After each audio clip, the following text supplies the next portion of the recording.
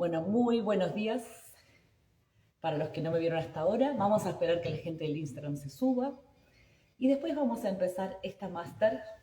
Yo sigo contándoles cosas, ¿vieron? Así seguimos charlando un rato.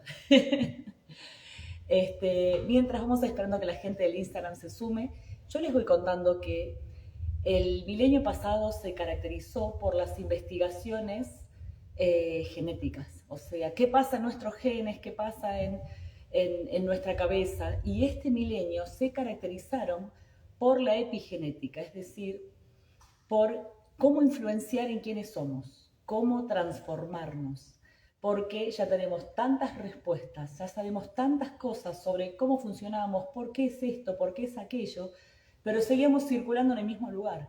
Hay muchos por qué contestados y la pregunta era, ¿y ahora qué hacemos con esto?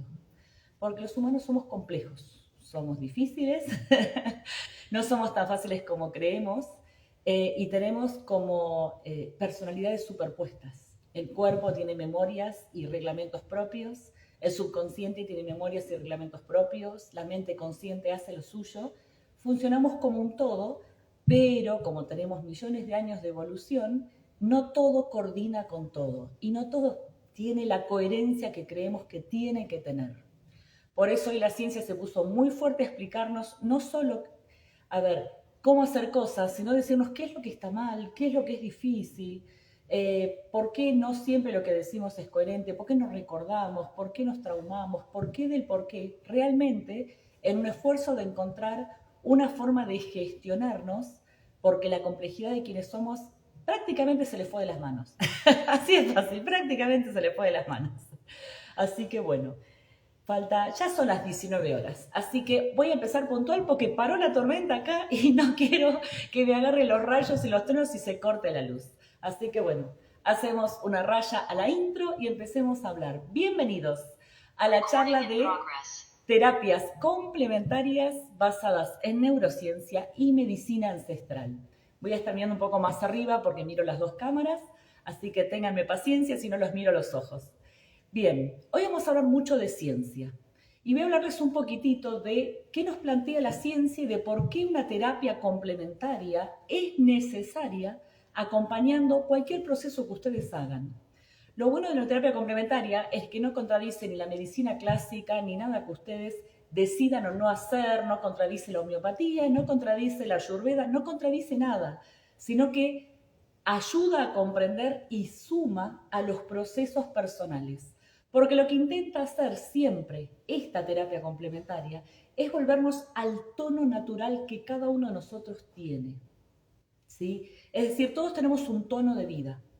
No todos somos iguales y como digo yo estoy acostumbrada al silencio. Si me ponen de maestra en sala de 3, chicos, es muy probable que yo tenga una crisis.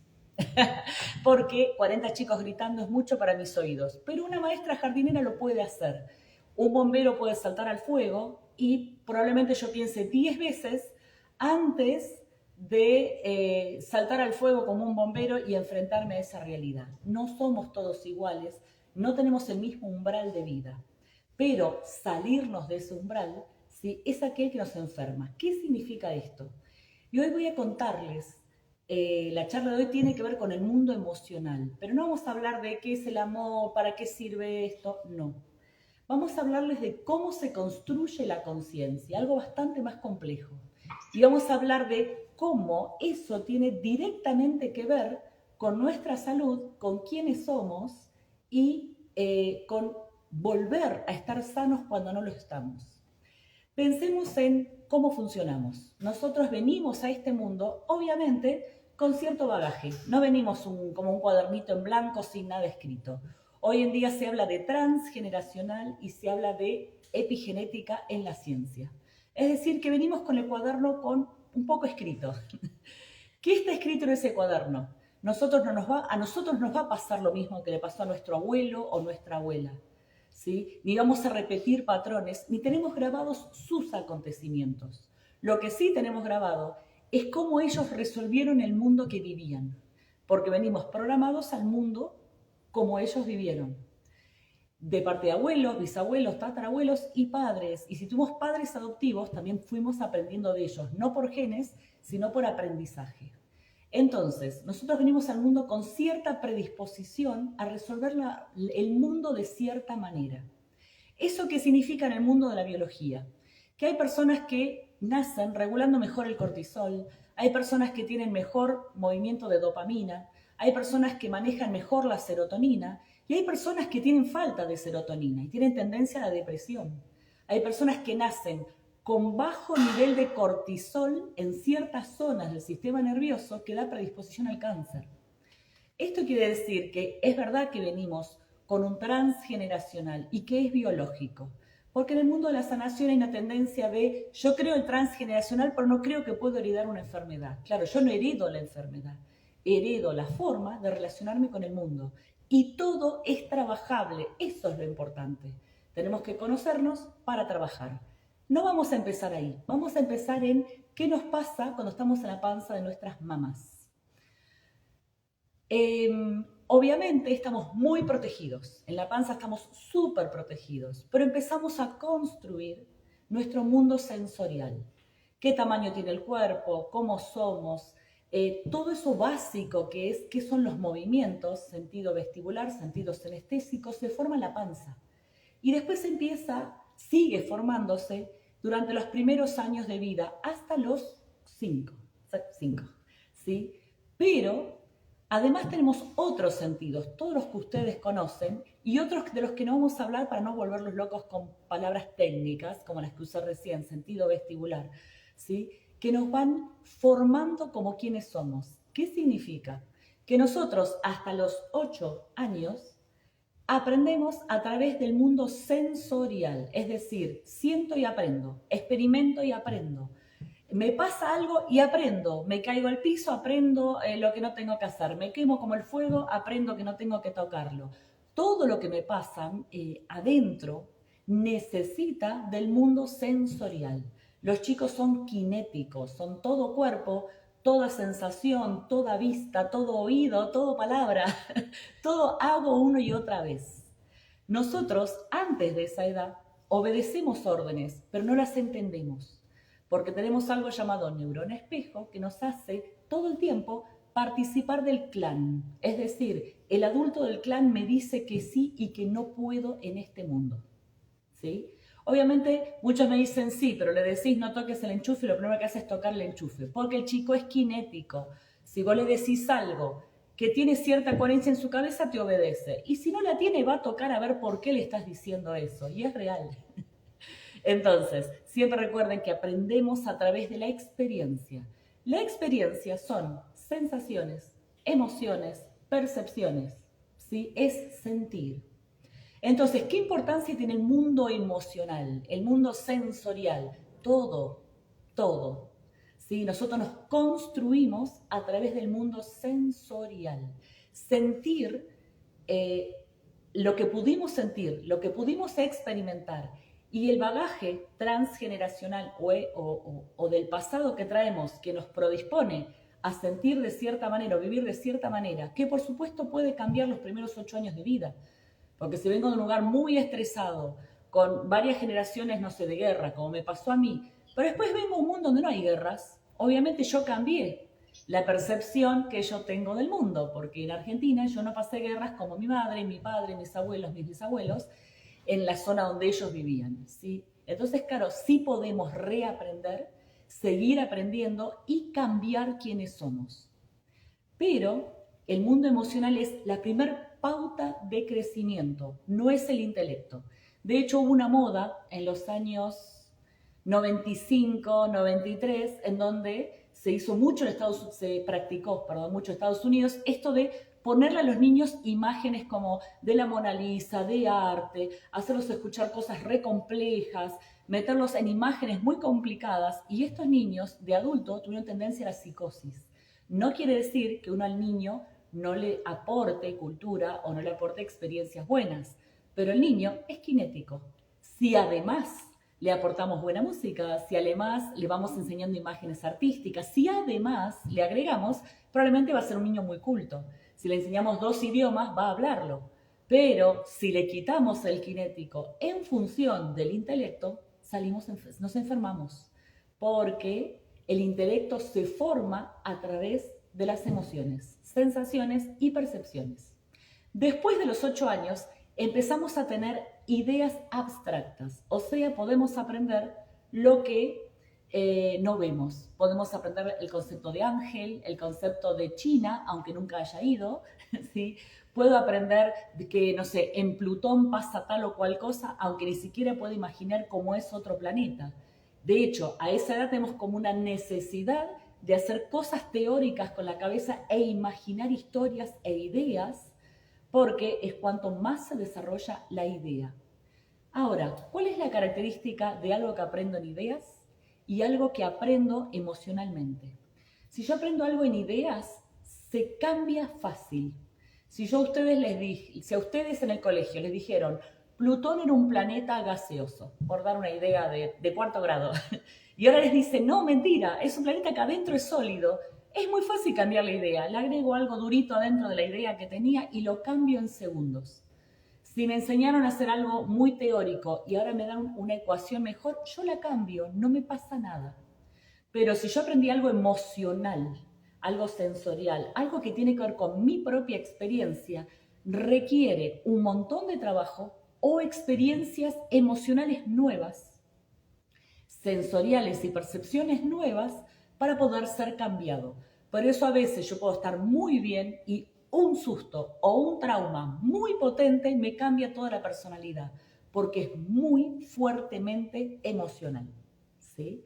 Y otras veces, cuando tengo una característica, por más que le dé y le ponga cabeza y me convenza 100.000 veces que no es así, ¿qué me pasa? No cambia. Entonces me propongo 1000 veces ir al gimnasio y no voy. 100 veces no comer pan todos los días y lo hago de vuelta. Me digo menos azúcar, menos esto, no le demos al alcohol y voy de vuelta. ¿Por qué? Porque lo que está muy arraigado o lo que responde a una necesidad sensorial y emocional va a ser muy difícil de cambiar. Entonces, ¿qué dice hoy la neurociencia? Cuando nos transformamos, no trabajamos tanto las creencias como las sensaciones, percepciones y emociones. ¿Eso qué significa? ¿Que no vamos a usar las creencias? No, porque las creencias sí nos dicen lo que pensamos. Ver una creencia, escuchar la creencia, escuchar lo que nos enseñaron, nos dice qué es lo que hay ahí adentro, nos informa muy bien. Si no pudiéramos escuchar una creencia o escucharnos hablar de nuestros pensamientos o saber lo que pensamos, no sabríamos qué está construido ahí adentro, ¿sí? Pero si una creencia tiene sensaciones, emociones y percepciones que nos conectan al mundo, resulta que puede cambiar. Estamos diseñados para dos cosas. Deconstruir, ¿qué significa? Agarrar los materiales que tenemos y armarlos de otra manera. Ustedes me escucharon. Deconstruir. Agarrar los materiales que tenemos y construirlos de otra manera. Meter ideas que nunca tuvimos en la cabeza es casi imposible. Nosotros aprendemos despacio, no somos muy rápidos para aprender, aunque no lo crean. ¿Sí? Aprendemos toda la vida, hacemos cosas nuevas toda la vida, pero la mayor parte del tiempo estamos combinando ideas viejas. Y aprender algo muy nuevo sí es posible. Hay personas que revertieron enfermedades, que hicieron sanaciones espontáneas, y espontáneas no quiere decir así, quiere decir que revirtieron sin procesos médicos, sino con procesos internos. Tardaron unas semanas, un mes y revirtieron. ¿Por qué? Porque lograron hacer un gran y profundo cambio. Lograron aprender algo que les hizo un insight y les cambió quiénes son, bajaron el estrés, sanaron un trauma y se produjo. Pero no es fácil. ¿Sí? Nosotros generalmente utilizamos ideas viejas, por eso es tan difícil producir cambios, porque creemos que estamos cambiando y lo que hacemos es replicar cosas conocidas. Entonces podemos deconstruir y agregar un poquitito. Deconstruir y agregar otro poquitito. ¿Por qué es importante esto? Porque lo que sí podemos hacer es cambiar nuestras redes neuronales. Nuestras redes neuronales son la unión de neuronas que forman nuestra memoria. Nuestra memoria son las redes llevan mensajes, pero son la memoria. Y resulta que las podemos recombinar de 1000 maneras o más. ¿Por qué esto es importante? Y les cuento. Porque imagínense que a los 5 años tuvieron una situación muy frustrante que no pudieron resolver. Qué sé yo, sus papás se divorciaron y ustedes llegaron a la conclusión de que, no sé, me equivoqué en algo y por eso pasó lo que pasó. ¿Por qué? Porque tienen 5 años y no saben hacer otra cosa, chicos. Son bebés, son niños y hacen lo que pueden. ¿Sí? Entonces tienen un acontecimiento como ese o una mudanza muy difícil donde no entienden por qué no pudieron llevar a su perro, por qué la abuela no se mudó con ustedes, por qué tuvieron que dejar a sus amiguitos y vivieron una situación traumática. No un trauma, pero sí una situación traumática. Es decir, algo que quedó ahí estancado, que movilizó emociones de tal manera que se bloquearon porque no supieron resolver. Pero resulta que quizás a los 9, 10 conocieron a 4 o 5 niños que también se divorciaron como ustedes los padres y resolvieron y dicen, somos una manada, somos un clan, no pasa nada. O si fue una gran mudanza, resulta que tuvieron nuevos amigos, nueva escuela, nuevo mundo y descubrieron que había un mundo fuera de su casa.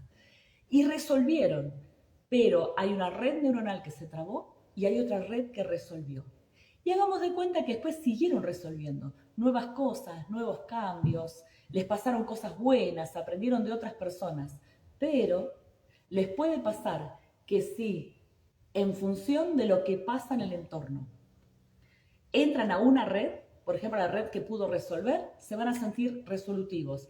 Pero si por alguna razón entran a la otra, por ejemplo, si los deja una pareja en el caso del divorcio, si tienen una nueva mudanza, en el caso del ejemplo de la mudanza, puede ser que se bloqueen, que se angustien, que no puedan resolver y que parezcan nenitos de 5 o 6 años tratando de enfrentar el mundo, porque esas redes no se conectan.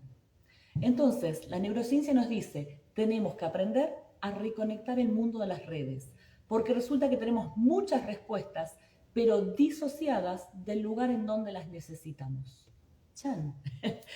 Eso se sabe hace mucho, se intentó de muchas maneras. De hecho, en los años 60 hubo gente que probó entrar a distintos estados de conciencia tratando de conectar redes en gente psiquiátrica, a ver cómo entramos por esta puerta, cómo entramos por allá.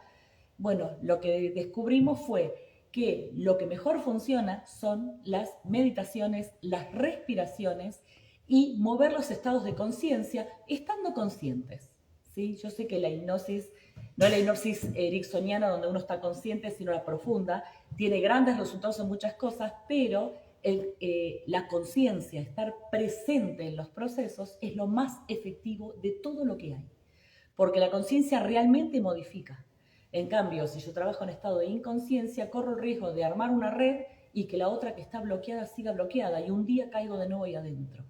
En cambio, los trabajos conscientes, ¿sí? Conscientes quiere decir que yo estoy a cargo del trabajo, me modifican realmente y me deconstruyen las redes.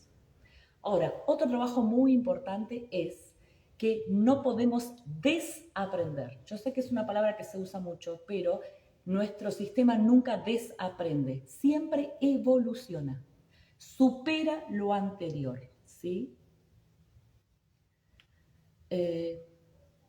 Hola, ¿están dando el audio bien? Alguien me dice, ¿están dando el audio? Porque todos me están escuchando, todos me dicen que sí. Sí, mi audio está funcionando. Así que para la persona que preguntó, es tu computadora, la nuestra están dando y las personas están escuchando. Bien, entonces, ¿qué es lo otro importante? Sí podemos avanzar. La neurociencia dice, estamos diseñados a crear, ampliar y formar redes neuronales. Esto se llama plasticidad neuronal, modificar y hacer crecer las redes neuronales. Tenemos prácticamente las mismas neuronas toda nuestra vida. Hay 2 lugares demostrados que tienen neuronas nuevas, pero lo que sí podemos es tomar neuronas que están esperando para ser utilizadas y hacer crecer nuestros conceptos. Eso quiere decir que podemos avanzar, crecer y aprender. Lo que la ciencia se preguntaba es, ¿y cómo hacemos para aprender? A través de emociones. ¡Wow! ¿Cuál es el gran problema cuando trabajamos con alguien psiquiátrico o con alguien que tiene una enfermedad extrema, que está en trauma o que está con súper estrés? Hoy no les voy a contar todo el camino del estrés y del trauma porque estamos hablando de emociones, porque quiero que hagamos ese camino, ¿sí? Estas personas no nos pueden entender y no pueden activar emociones. Les doy un ejemplo simple. Imagínense que ahora, en este momento, lo llaman diciéndole que, no sé, se accidentó alguien conocido y que tienen que correr al hospital. Ustedes bloquean todo lo que molesta, se suben al auto, manejan hasta el hospital, llegan, toman decisiones y no permiten que el mundo emocional los desborde, porque si no se pierden. Tienen que poder manejar y concentrarse, tienen que poder llegar a ese lugar, tienen que poder accionar, si hay que tomar una decisión, si hay que buscar el carnet de la obra social, sea lo que sea que hay que hacer, si hay que hablar con el médico y decirle si la persona es diabética, es hipertensa, hay que accionar. No, yo tengo que anular un montón de emociones, sensaciones y percepciones para poder estar en ese lugar. Cuando yo estoy estresadísimo, la virtud de estar estresados es que nos podemos concentrar y podemos resolver. Y yo me convierto en la persona más efectiva para ese momento. Lo malo es que todo lo demás se anuló. En ese momento me sirve, fui efectiva. Ahora, ¿y si yo ese estado lo tengo todo el tiempo? Porque no puedo bajar del estrés, porque me está matando el trabajo, porque nunca me relajo, porque siento que todo es peligroso, ¿sí? Y estamos todo el tiempo en ese nivel de tensión. Piensen qué poco acceso tenemos al mundo sensorial y qué poco acceso tenemos al mundo intelectual, porque lo único que yo puedo resolver es el problema en el que estoy anclada, ¿sí? Entonces, el trauma funciona así en forma extrema y el estrés funciona así en forma no tan extrema porque bajar del estrés es más fácil. Del estrés se puede bajar con respiraciones, con ejercicio, yendo al gimnasio, hablando con alguien que te quiere, con buena alimentación. El estrés es manejable. El trauma requiere destraumatización porque es un programa que ancla el sistema nervioso en un lugar y hay que poder sacarlo de ese lugar. Entonces, fíjense que siempre de alguna manera caemos en el mundo sensorial y emocional. Las emociones, sensaciones y percepciones son nuestro secreto para ser quienes somos. ¿Y saben de qué depende? De nuestros neurotransmisores y de nuestras hormonas, es decir, de las glándulas que están dentro de nosotros. Todos conocemos a alguien que sufre de la tiroides y está decaído, con depre. Conocemos a las personas que tienen diabetes, que tienen cierta característica de la persona en donde están o muy decaídas o muy irascibles y donde les cuestan un montón de emociones. Alguien pasado de testosterona es violento. Alguien con baja testosterona no acciona, no piensa, no hace cosas ni positivas ni negativas, no tiene líbido, ¿sí? Se decae todo el instinto sexual, se viene todo abajo. Hablo de nenas y varones por igual, ¿sí? Más allá de que no funciona igual en nenas y en niños, en hombres y en mujeres, pero sí funciona igual en cuanto a las características que les di. Entonces, y acá caemos nuevamente en la biología. La neurociencia dice, nosotros originalmente éramos seres biológicos. Cuando éramos cavernícolas, nosotros respondíamos al estrés biológico, cazar, correr, tener hijos, defender a la cría, y estamos diseñados para eso. Pero hoy los humanos le agregamos algo que es esta capacidad evolutiva que tenemos, ¿sí? Que todavía hoy tenemos muchas más canales del cuerpo al cerebro que del cerebro al cuerpo, a pesar de todo, pero esta capacidad evolutiva que tenemos, ¿en dónde? Esto, ¿sí? El encéfalo, que tiene todas las memorias de quiénes somos, ¿sí? Más allá que el hígado tiene memorias propias, todas las células tienen memorias, pero este tiene la gran memoria de la vida, ¿sí? De lo que nos pasó en este mundo. Por eso alguien que tiene una ACV, ¿sí? Pierde memoria, pierde emociones, pierde motricidad, porque pierde parte de sus neuronas. Entonces, esto que somos le suma complejidad, porque resulta que nosotros, en función del estrés, ¿sí? Modificamos nuestra atención a la realidad. En función del trauma, modificamos la atención a la realidad. Siempre estamos modificando la atención a la realidad. Si es una atención simple como mirar a mis hijos, hablar con la pareja, y voy caminando por la calle, salgo a pasear, no se nos mueve mucho. Entonces nos mantenemos nuestros umbrales cotidianos, un normotono, es la palabra que usamos, ese tono normal de vida. No nos va a pasar nada malo jamás. Estamos diseñados a correr un rato, parar un rato, ocuparnos, apurarnos, calmarnos, cocinar, descansar, ¿sí? Pero cuando salimos en forma extrema a la realidad, con picos de estrés, se modifica mucho de quiénes somos, porque se anulan gran parte del sistema sensorial y gran parte del sistema cognitivo. Es decir, no pensamos ni sentimos, solo pensamos y sentimos eso que es nuestro punto de atención. Entonces yo puedo creer que soy hipersensible porque todo me hace mal. No. Si sos hipersensible significa que estás totalmente anclado en un punto de atención y te desborda porque no lo podés resolver. Si tu mundo sensorial estuviera realmente conectado, sos resolutivo. Y resolutivo quiere decir a veces decir, no puedo hacer nada con esto. También es parte de la resolución. Uno sabe los límites, quién es, hasta dónde llega, hasta dónde no llega, cuándo es un sí, cuándo es un no, porque uno tiene el mundo sensorial para conectarse con el mundo. Es decir, que sanarnos, sanar nuestras creencias, sanar nuestros pensamientos, es sanar nuestro mundo sensorial. Sanar nuestro cuerpo es sanar nuestro mundo sensorial, literalmente, ¿sí? Porque a medida que yo estoy muy conectada, soy más yo mismo y puedo resolver el mundo.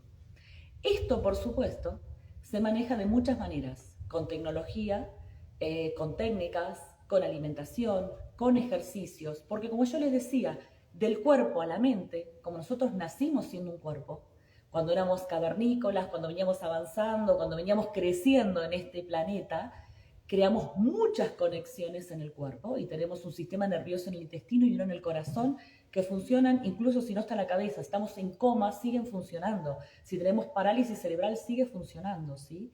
Tenemos muchas conexiones del cuerpo a la cabeza, ¿sí? Y estas conexiones alimentan todo el tiempo con percepciones y sensaciones a nuestro encéfalo, a nuestro sistema nervioso. Le alimentan de si está lloviendo, de qué comida comemos, de cuándo ejercicio, de si el mundo es peligroso, de si es apto para vivir, de quiénes me están rodeando. Todo eso todo eso entra por otros sistemas, no solo va a la cabeza, entra por la piel, por los huesos, por la postura corporal, por todo lo que hacemos hacia el encéfalo. Y eso construye quién somos. Y todo eso entra por el mundo sensorial. Y el mundo sensorial es frágil, porque es muy fácil que nosotros quedemos en estrés crónico, que quedemos con estrés infantil, es decir, acelerados, que quedemos con un estrés que nunca baja y nos da hipertensión, y todos estos síntomas como el colesterol desequilibrado, la glucosa que no da, la presión que sube y baja, resistencia a la insulina, todos esos síntomas son síntomas de que estamos desequilibrados en nuestros niveles de estrés, porque nos produce inflamación crónica. Y el estrés puede ser biológico, o sea, como basura. Puede ser muy biológico y venenoso como estoy comiendo muchos químicos o estoy ingresando químicos a mi cuerpo de alguna manera.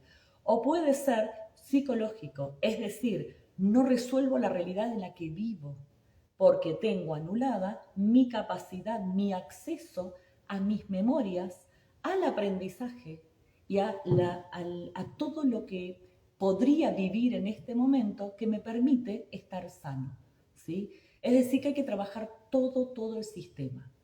Y voy a contarles algo más del mundo de la memoria.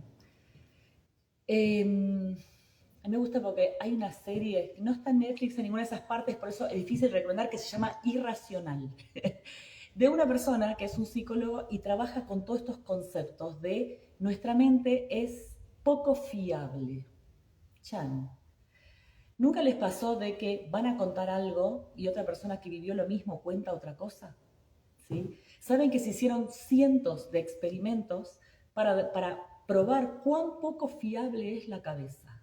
Uno de los que hicimos nosotros, yo siempre lo cuento porque nos divertimos mucho haciéndolo, fue uno en donde convocamos un grupo para hacer un experimento neurocientífico en una esquina, en Bariloche, que el pueblo es mucho más chico, donde yo vivía antes, y les dijimos que vengan con papel, con lápiz, como que iban a anotar algo, y disimulamos un accidente. Una camioneta, una persona que era nuestro amigo estaba adelante, un policía que sí era policía, pero era de nuestro grupo y nos ayudó, que estaba ahí en la esquina, y le pidió a todos que tomen testimonio de lo que vieron. Y después les llenamos la cabeza, es la palabra. Dos chicos del grupo eran psicólogos y empezaron a decir cosas como el que venía caminando estaba borracho, el que manejaba venía a 80, pasó el semáforo en rojo, el que se tira delante del auto hace siempre esto para cobrar el seguro. Empezamos a llenarles la cabeza y 40 días después les dijimos, fue el policía y les dijo, perdimos los expedientes, quiero que escriban todo de vuelta. Y cuando la gente escribió, solo 2 personas más o menos contaron lo mismo. El resto incluso se contradijo a sí mismo. Hubo personas que se les pidió que se haga una cápsula del tiempo escribiendo lo que quieren de la vida, lo que los hacen felices, de quién estaban enamorados, todas cosas muy profundas. Y 20 años después se abrió la cápsula del tiempo y se les pedía que lo lean y que vean si recordaban lo que habían escrito. Entonces lo escribieron y cuando abrieron hubo gente que se contradijo al 100% de lo que creía que eran sus pautas a los 18 años de vida. Nuestra mente no es muy fiable. Porque, y fíjense esto qué importante, cada vez que contamos algo o que pensamos en algo o que lo rememoramos y el ambiente tiene carga emocional, transforma lo que estamos pensando en ese momento. Saben que esto, por un lado, es como, wow, no puedo creerlo, pero tiene que ver con esto de la deconstrucción. Nosotros todo el tiempo deconstruimos los conceptos y los construimos para el tiempo presente que estamos habitando. Lo bueno es que comprender esto y comprender cómo funciona y que podemos modificar lo que tenemos en la memoria y cómo nos relacionamos con el mundo, también fue la base de una de las técnicas de nuestra escuela, que es la técnica de reprogramación positiva. Porque a veces tenemos que cambiar nuestros estados de conciencia y crear dopamina, crear serotonina, y eso lo hacemos con respiraciones, con fórmulas, con meditaciones, en donde le enseñamos al cuerpo a producir neurotransmisores y hormonas. Pero otras veces tenemos que ir al pasado, hilvanar la red neuronal y hacer esto que les conté al principio, deconstruir y recombinar las redes con otras redes que están dentro nuestro. Y eso no cambia el pasado, pero sí cambia la forma en que nosotros tenemos de relacionarnos con la realidad basadas en nuestras propias experiencias. Por eso no nos enferma este concepto. ¿Qué estoy diciendo?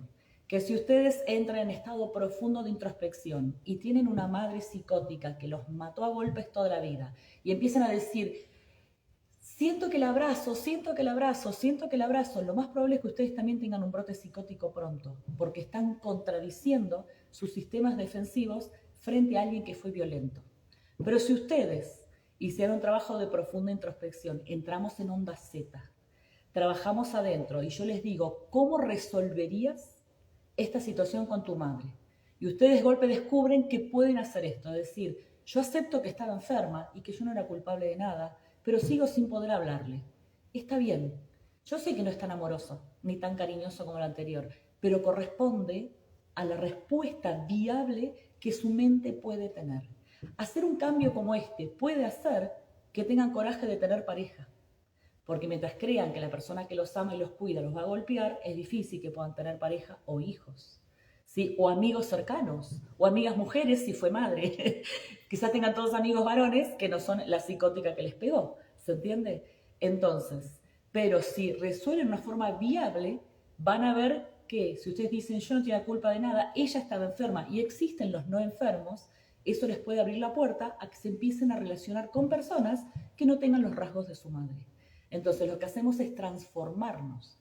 Vamos a un estado alterado de conciencia, caminamos por la red neuronal y hacemos transformaciones, reprogramaciones. Y también podemos trabajar en el presente sin ir al pasado, con técnicas de reprogramación positiva basadas en este concepto, en el concepto de que nuestra mente se deconstruye todo el tiempo a medida que nos emocionamos o cambiamos las emociones. Y nosotros podemos entrar a memorias presentes y producir con respiraciones, con intención, con nuestra propia emoción, un nuevo presente, es decir, construir redes que tengan más tendencia a la dopamina, a la serotonina, a las endorfinas, que a los neurotransmisores de lucha, de estrés y de pelea. Que no es que estén mal. La pelea tiene que estar cuando hay que pelear, chicos. Si alguien viene y nos quiere pegar, tenemos que poder decir no. Si alguien quiere abusar de nosotros, tenemos que poder decir conmigo no. ¿Sí? Si alguien es violento o algo, yo tengo que poder irme de un lugar. Si alguien me quiere robar, tengo que poder decir lo mío no se toca. No es que no tengamos que poder defendernos, sí debemos, pero siempre en forma coherente, no desde el trauma y no desde ese lugar en donde no tenemos emociones que regulen nuestras defensas. Bueno, chicos, se vienen los rayos como locos. Por suerte no llovió en todo el momento y pude hablarles, no hubo ruido y se viene la tormenta, así que vamos a parar acá. Hablamos muchísimo. es un poco más de media hora. Trato de no ser muy largas estas charlas y lo importante era que entiendan este nuevo paradigma. Las sensaciones, emociones y percepciones son la base de nuestra conciencia, son la base de lo que tenemos que tener. Los antiguos maestros, tanto del Tíbet, de la India, los chamanes americanos, los chamanes de África, los chamanes de Australia, todo el tiempo proponían recuperar el alma, estar acá y ahora, traer la mente al presente, que no quiere decir estar obsesionados y no poder ver el pasado ni planear el futuro, significa vivir el presente, estar conectados. Todos proponían que nuestro ser, nuestra alma, nuestra mente, depende de la palabra de la medicina ancestral que estemos nombrando, tiene que estar completa y no fracturada en partes. Y cuando hablaba de fracturas, hablaban de esto, hablaban de que partes de nosotros se pueden romper y quedar atrapadas, apegadas o traumadas en el pasado. Si lo decimos como ciencia o lo decimos según otras escuelas espirituales. Sí, podemos quedar rotos, partidos. La palabra roto sirve, parecerá muy cómica, pero es así. Podemos rompernos en partes y perder nuestra capacidad de conectarnos con el mundo. Si eso nos pasa, no podemos conectar las redes, perdemos la plasticidad neuronal de aprender, la plasticidad neuronal de resolver y no podemos deconstruirnos para seguir creciendo. Bueno, chicos, esta charla se terminó hoy y tengo la obligación de invitarlos. En abril empiezan 2 seminarios fabulosos. Uno es terapias complementarias basadas en neurociencia, donde se ve neurociencia. El programa está en la Fundación Columbia, lo buscan en formaciones. Vemos neurociencia y las técnicas ancestrales se ven como parte de la terapia. No vemos nada de energía ahí porque estamos en neurociencia. Y el curso de sanaciones y ciencia, vemos sanaciones de todo el mundo, americanas, Tíbet, India, Australia, Japón, África, vemos sanaciones del mundo y ahí sí vemos energía también, lo que tenga una gran coherencia para ser enseñado y la ciencia solo se utiliza para explicarlas, para decir por qué funciona esto, para que entiendan cuándo usarlas coherentemente. Una se cursa los lunes, la otra los miércoles, todos saben cómo son mis clases, si no saben son así. Es todas las semanas por Zoom, una vez por mes un presencial no obligatorio para jugar todos juntos y practicar lo que vimos en el mes. Y tenemos estas charlas abiertas todo el tiempo para sumar y todas las clases quedan grabadas 30 días para que puedan tomar nota y practicar. Bombones, y los que no van a estudiar conmigo y estar acá conmigo porque son mis seguidores fieles y los quiero mucho, síganme el viernes en anapaz.bioneurovida, en el otro Instagram, en el mío, hay una charla de neurociencia y chamanismo. Vamos a ver por qué el chamanismo hablaba de fracturas del alma, de este concepto de que puede ser que nos rompemos y cómo sanarnos. Y les voy a contar mis experiencias de cuando estábamos con un grupo científico y veíamos las películas chamánicas y nos quedamos mudos porque no entendíamos ni qué estábamos viendo hasta que descubrimos de qué se trataba. Un beso a todos, me despido de los del Zoom, chaucito, y ahora me despido de la gente del Instagram. Hasta luego.